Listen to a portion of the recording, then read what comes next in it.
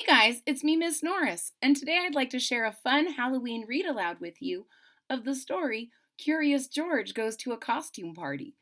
The story Curious George Goes to a Costume Party was written by Margaret and HA Rey in 2001 and was illustrated by Martha Weston. If you're ready to hear the story, I'm ready to share it with you. Here we go. Curious George Goes to a Costume Party. This is George. He was a good little monkey and always very curious. One day, George and his friend, the man with the yellow hat, were on their way to a party at Mrs. Gray's house. So George is a cute little monkey and his friend is the man with the yellow hat. And they're going to a party. George could not wait. He liked parties, and he was looking forward to seeing Mrs. Gray. But when the door opened, George did not see Mrs. Gray at all. He saw a witch! Yikes! "Don't be afraid, George," said the man with the yellow hat. "This witch is our friend." The witch took off her mask. It was Mrs. Gray after all. "Oh dear," she said. "Did I forget to tell you this was a costume party?" So George saw their friend answer the door, but he didn't realize it was her, and it was scary. And the man with the yellow hat said, "It's okay." And Mrs. Gray took off her mask to show George that it was okay, but then realized that she had forgot to tell them it was a costume party. George had never been to a costume party before. Inside, he saw more people that he knew. They were all wearing costumes. There was his friend Betsy, dressed up like an astronaut. And was that Bill? Why, he looked just like a mummy. George wanted to wear a costume too. "I have some dress-up clothes upstairs," said Mrs. Gray. "Would you like to use them to make a costume, George?" You bet he would.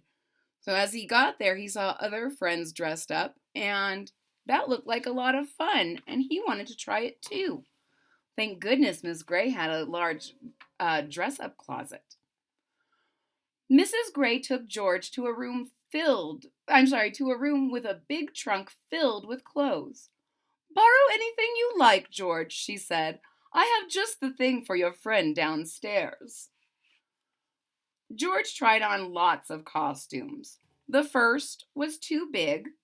The next was too small. Another was too silly. And this one was too scary. So he tried a firefighter costume, but it was too big. Bunny costume, too little. Ballerina costume, too silly. And the Frankenstein, too scary. What is George going to do? At last, George found a costume that was just right. George was a rodeo cowboy. He wore a vest and pants with fringe. He even had a lasso and a hat.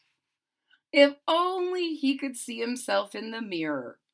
George was curious. Could he see himself if he stood on the bed? No, he needed to jump higher. George bounced on the bed. Just a little, but still he couldn't see.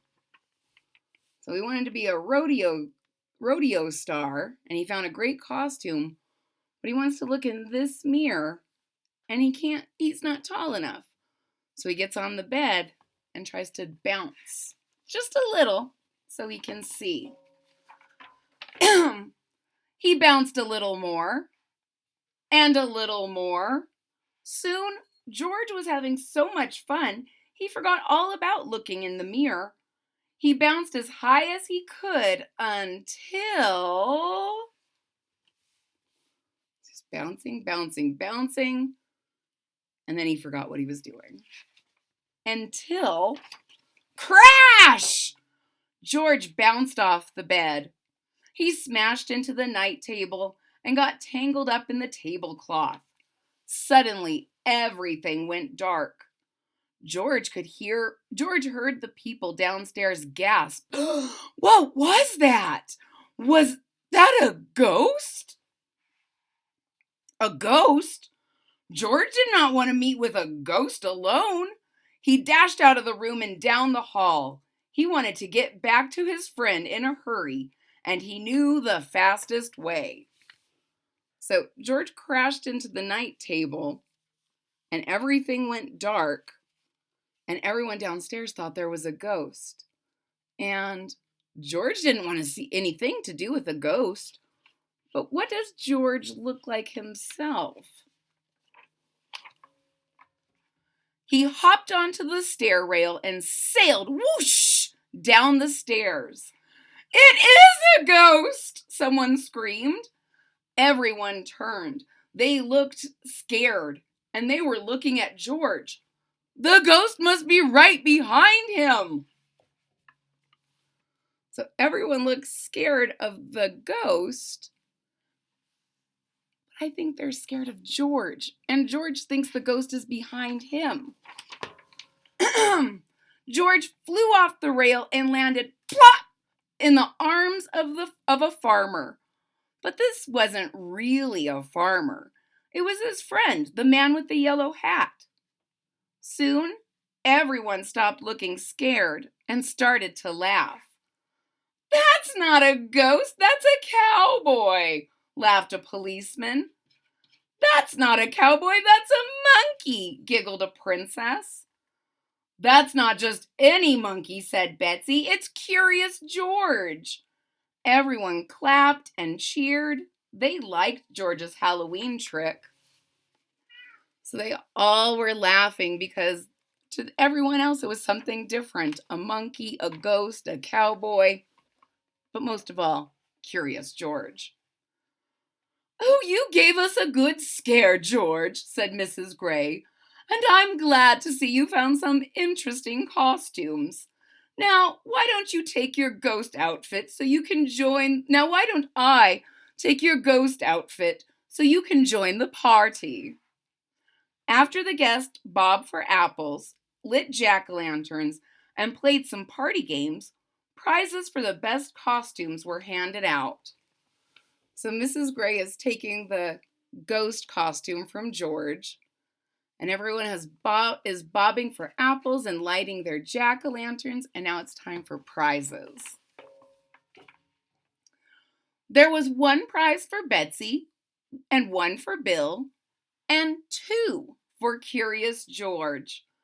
You won! You were the best ghost and the best cowboy, George, said Mrs. Gray. So Mrs. Gray had prizes for everyone, and two for George, because he, by accident, had two costumes. Everyone had a good time at the party, especially George. Too soon, it was time to say goodbye. Good night, George. Happy Halloween. The end. Ladies and gentlemen, I hope you really enjoyed the story, Curious George Goes to a Costume Party. If you did, please hit that thumbs up button at the bottom of the page.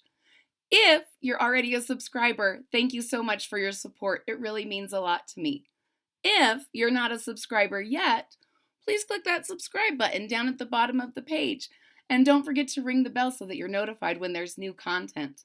I hope you all find some fun costumes, and I'll see you all next time. Bye-bye.